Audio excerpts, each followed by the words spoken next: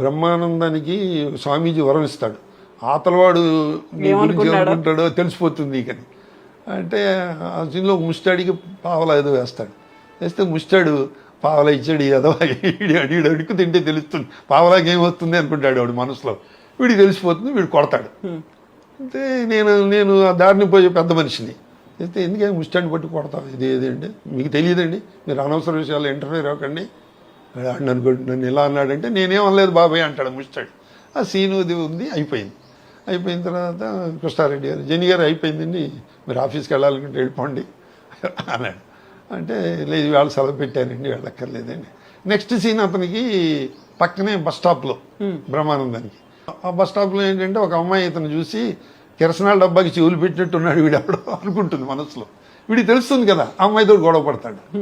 నేనేంటి వెళ్ళిపోమన్నారు ఇంకింటి పెడతాం బ్రహ్మానందం చేస్తున్నాడు కదా అని అక్కడికి వెళ్ళాను నేను. అంటే బ్రహ్మానందం అన్నాడు నేను ఎక్కడికి వెళ్తే అక్కడికి వస్తావా అన్నాడు. అంటే నువ్వు ఎక్కడికి వెళ్తే అక్కడ గొడవ పడతావా అన్నాను నేను. అంటే ఆయన కృష్ణారెడ్డి గారు మా ఇద్దరు మాటలు విని ఏమండి ఈ సీన్లో మీరు కూడా రండి యాజిటీజ్గా ఇలాగే చేయండి మీ ఇద్దరు ఇదే ఇలాగే చేయండి అన్నాడు.